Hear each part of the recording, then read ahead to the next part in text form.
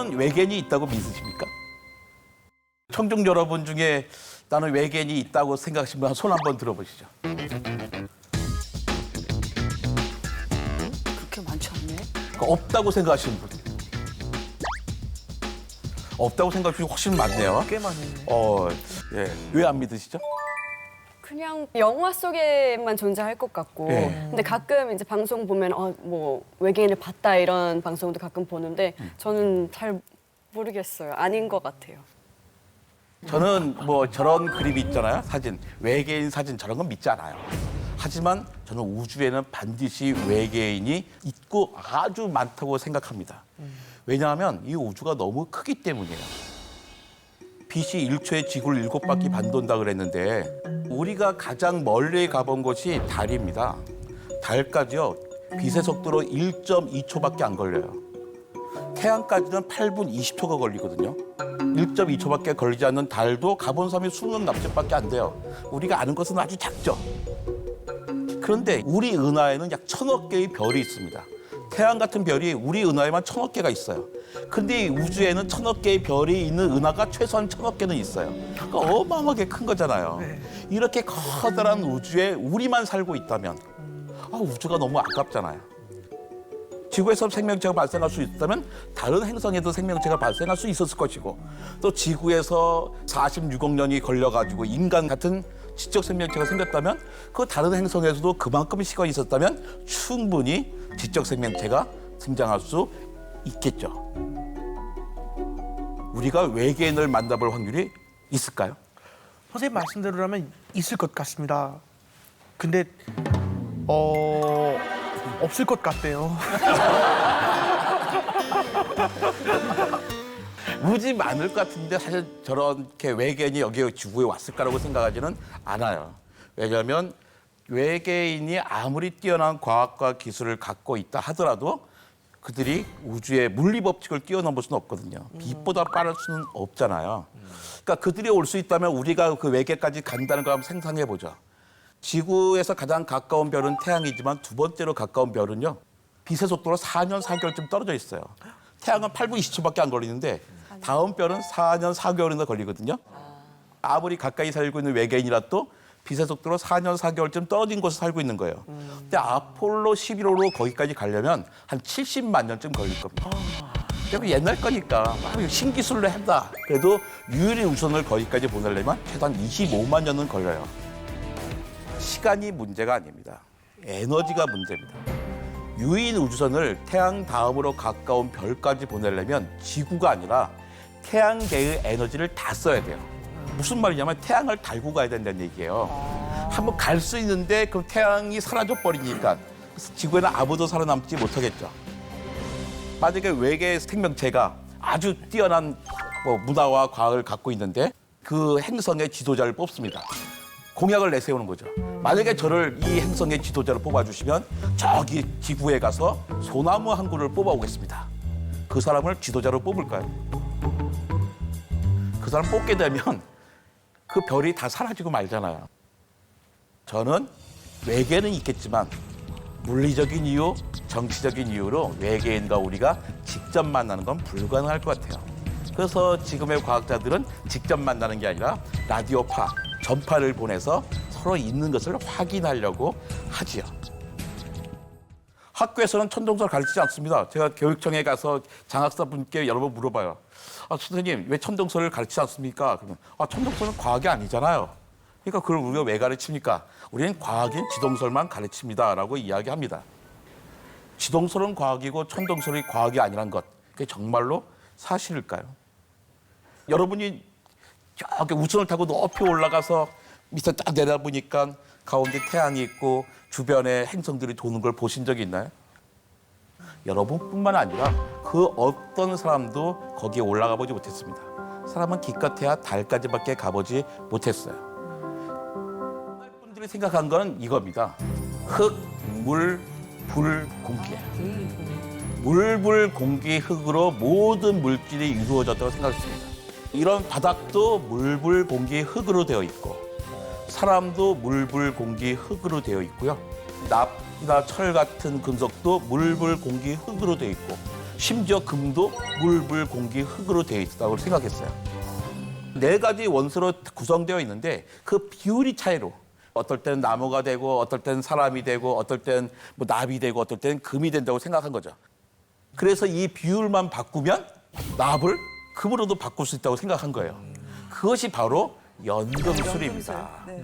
아, 연금술 그러면은 뭐 이상한 사람들만 했을 것 같잖아요. 최고의 과학자들이 연금술사였습니다. 만류 인력을 발견한 아이작 뉴턴이요. 20대 초반에 만류 인력을 발견한 다음에는 죽을 때까지 연금술사로 살아요. 어떻게 하면 납을 금으로 바꿔볼까 하고 무수히 많은 시도를 했던 거죠. 그분이 연금술에 성공했을까요? 못했어요. 당연히 못했겠죠. 성공했을 리가 없습니다. 연금술에 성공한 사람은요, 우리가 아는 사람은 호그와트의 교장 선생님, 덤블도어 교장 선생님밖에 없습니다. 친구인 플라멜과 함께 성공했다고 그래요. 소설에만 나오는 이야기입니다.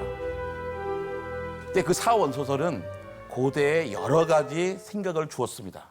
이 4가지 원소는 자기의 자리가 있었습니다. 공기를 가장 기본으로 생각해보죠. 공기가 위로 올라가잖아요. 공기의 자리는 꽤 위입니다. 공기와 물의 자리는 어떻게 될까요? 물속으로 그러니까 풍선을 잡고서 막 들어가는 거예요. 그러니까 손을 놓는 순간 어떻게 됩니까? 풍선은 다시 위로 올라가죠. 그 이유가 뭐냐면 공기의 자리는 물보다 위고 물의 자리는 공기보다 아래이기 때문이에요. 또 불을 피우면 어떻게 되죠? 위로 올라가요. 왜 불을 맞아요. 위로만 올라가기만 하잖아요. 그 이유는 불의 자리는 공기보다도 더 위이기 때문인 거죠. 자, 그러면 호숫가에서 우리가 돌을 하늘 높이 던지면 어떻게 될까요? 공기를 뚫고 올라간 돌이 결국은 공기를 뚫고 내려와서 물을 뚫고 들어가서 호수 바닥에 깔리겠죠. 돌의 자리는 물보다 아래이기 때문이죠. 4가지 원소로 이루어져 있는데 만물이 그 만물의 자리는 정해져 있는 거예요. 근데 이것이 그 당시의 사람들에게는 뭔가 사회 체제를 안정화시키는데 도움이 되는 거였습니다. 그러니까 귀족들이 이야기하는 거죠. 아, 평민들, 노예들 잘 들어. 당신들이 아무리 노력을 하고 세상을 바꾸려고 해봐야 소용없는 일이야. 왜냐하면 흙, 물, 공기, 불이 있듯이 이 세상은 노예, 평민, 귀족이라는 자리가 정해져 있기 때문이지. 너희가 아무리 위로 올라가 하더라도 결국은 바다로 내려갈 수밖에 없으니까 다 포기하고 이렇게 안정적으로 살자고 이런 게 사회의 이데올로기로 또 이용이 됐죠. 또 그뿐만 아니라 이걸 가지고서 우주의 구조도 생각했습니다. 아리스토텔레스 선생님은 이 우주가 완벽한 공 모양이라고 생각했어요. 구 모양. 공은 무수히 많은 대칭면이 있잖아요. 이렇게 어디서 보더라도 똑같은 면이 있으니까 이건 정말 완벽한 도형이구나. 완벽한 기하학적 구조야. 그러니까 우주도 당연히 우주는 완벽하니까 구처럼 생겼겠지. 근데 흙은 구에서 가장 아래에 있어야 되는 거예요. 우주에서. 근데 공이면 어떻게 해요? 공에서 가장 아랫부분은 어디서 보더라도 가장 아래쪽이니까 구의 중심이겠죠. 그러니까 흙은 우주의 한 가운데 있어야 되는 겁니다. 왜 흙을 어스라 그러는데 지구도 어스잖아요. 그러니까 우주의 한가운데 흙이 있고 그 위에 물이 있고 물 위에는 공기가 있고 공기 위에는 온갖 불들이 있다는 거죠. 그리고 제일 마지막 공에는 별들이 촘촘히 박혀 있다고 생각했습니다. 그러니까 모든 별들은 같은 곳에 있다고 생각한 거죠. 이 우주관에 따르면 우주의 중심에는 지구가 있고 그 위에 달, 수성, 금성, 화성, 목성, 토성이 돌고 있어요. 마지막에는 별들이 붙어 있고요. 근데 그러던 어느 날 희한한 현상을 발견합니다. 모든 천체는 지구를 중심으로 완벽히 돌고 있는데 어느 날 하늘을 봤더니 화성이 앞으로 쭉 갑니다. 가다가 어느 순간 서요. 그리고 다시 거꾸로 돌아갑니다. 그리고 다시 앞으로 갑니다. 사람들은 당황하죠. 아니, 아리스토텔레스 선생님 말씀이 틀릴 리가 없는데 어떻게 이렇게 됐지? 이럴 때 프톨레마이오스라고 하는 기가 막힌 과학자가 해법을 찾아냅니다. 바로 주전원이라는 장치를 만든 거예요. 화성이 지구를 중심으로 돌고 있기는 한데 그냥 도는 게 아니라 그 궤도에 중점을 둔 작은 원을 그리면서 돈다는 거예요. 저걸 주전원이라고 합니다. 주전원 때문에 하늘에서 보기에 화성이 거꾸로 갔다가 앞으로 간다는 거죠. 아, 얼마나 천재적인 해석입니다. 아리스토텔레스가 말씀하신 대로 천체가 완벽한 원운동을 하면서 돈다는 그 우주관이 그대로 유지될 수 있었기 때문입니다. 근데 저것뿐만 아니어서 여러 가지 문제가 생깁니다. 뭐 계절마다 태양의 이동 속도가 다른 문제도 생기기도 하고요. 근데 문제가 생길 때마다 조금씩 새로운 장치를 만들어서 이 천동설의 우주관을 계속 유지시키고 있었습니다. 그럴 때 다른 생각을 하는 사람이 등장했어요. 이제 바로 코페르니쿠스입니다. 코페르니쿠스는 아리스토텔레스 이후에 2000년 다음에 사람이거든요. 그 폴란드 주교의 조카였습니다. 그다음에 그 당시 최고의 대학인 이탈리아 파도바 대학으로 유학을 했어요. 그리고 일찌감치 박사학위를 받고 폴란드로 돌아왔습니다. 이 사람은 여러 가지 생각을 하고 새로운 우주관도 자기 마음속으로 품었어요. 그런데 돌아와서는 폴란드 주교의 그 회계 역할을 했거든요. 근데 그 당시 주교는 그 작은 도시 국가의 종교 지도자이자 정치 지도자이고 또 동시에 경제 실권자였어요. 그러니까 그런 사람의 회계니까 이분이 딴 생각을 할 수가 없는 거예요. 우주를 좀 더 간단하게 설명할 수 있는 방법이 있을 것 같은데 어떡하지? 근데 그 사람이 생각한 간단한 방법이 뭐냐면요. 지구하고 태양의 자리를 맞바꾼 거예요. 그러니까 지금 태양이 저 위에 있는데 태양을 지금 지구가 있는 한가운데로 옮기고 지구와 달을 태양대로 옮긴 거죠. 그랬더니 천동설에서 생기는 역행은 주전원이 있어야 됐잖아요. 근데 그 다음에는 태양의 가운데가 있고 지구가 있고 화성이 도는데 화성과 지구의 이동 속도의 차이 때문에 주전원이 없어도 자연스럽게 역행이 생기는 겁니다. 뭐가 맞을지는 몰라요. 올라가서 본 게 아니니까. 근데 역행이라는 현상을 설명할 때 주전원이 있어도 되고 주전원이 없어도 되는 거죠. 물론 과학자들은 이럴 때는 단순한 방법을 선호합니다. 설명하기 훨씬 쉽기 때문이에요.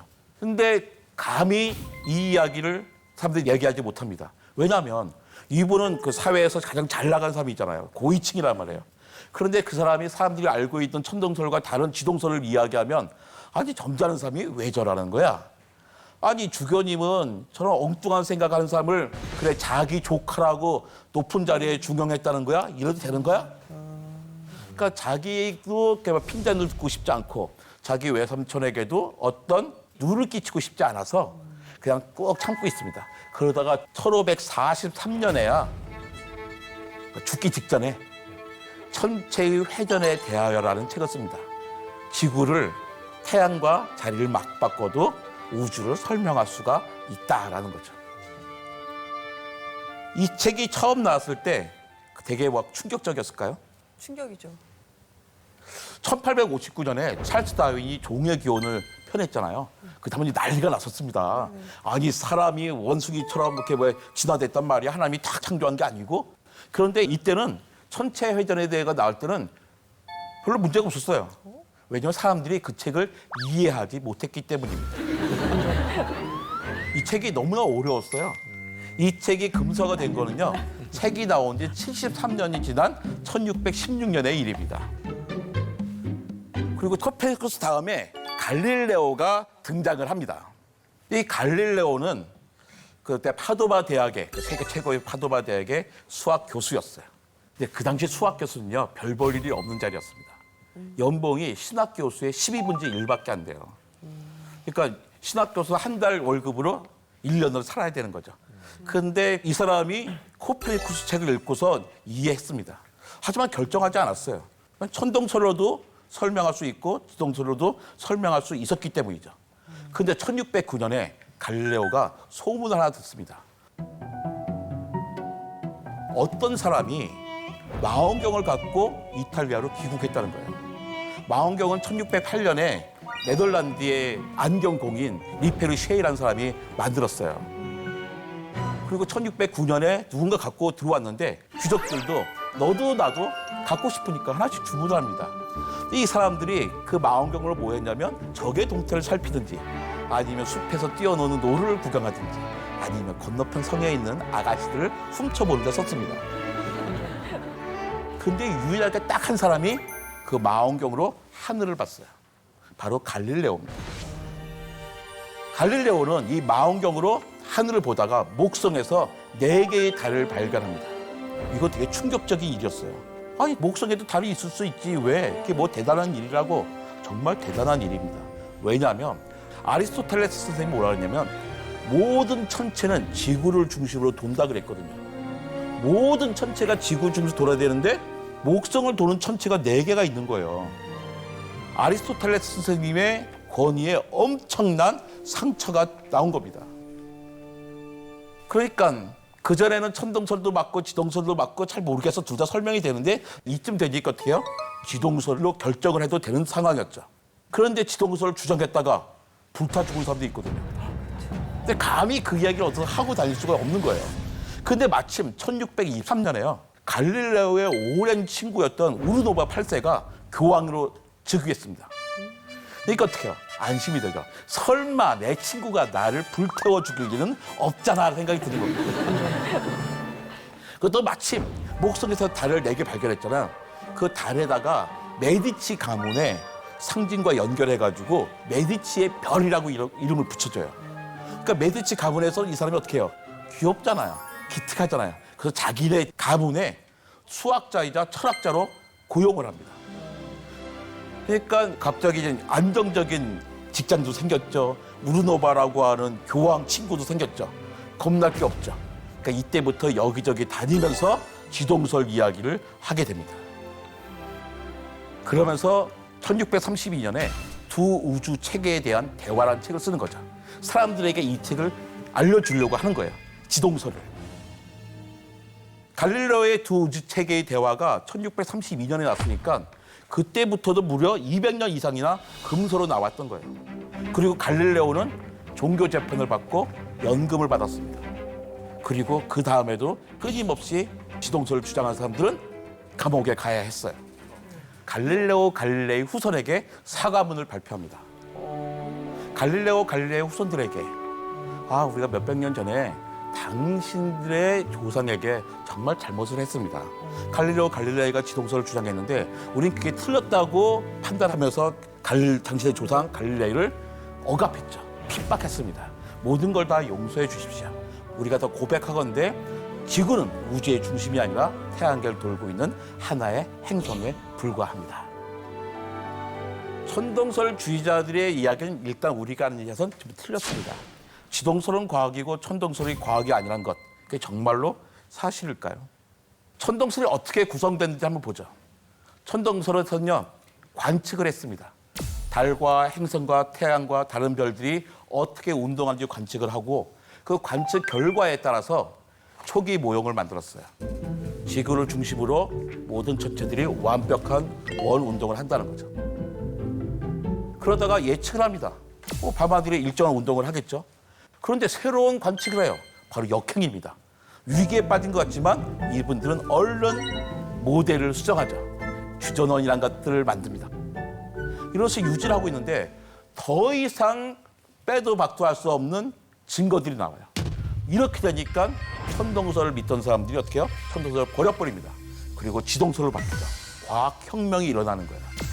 관측, 초기 모형, 예측, 새로운 관측, 수정 모형, 반증과 과학혁명. 과학에 필요한 모든 요소가 다 들어있습니다. 그래서 천동설은 과학일까라는 질문에 여러분은 뭐라고 대답하시겠습니까? 천동설이 과학인가요? 관찰이네요. 그렇죠. 저는 천동설이 과학이라고 생각합니다. 과학도 그냥 과학이 아니라요. 아주 좋은 과학이죠. 저는 학교에서 천동설을 가르쳤으면 좋겠어요. 이야기 속에서 자연스럽게 발전하게 될 겁니다.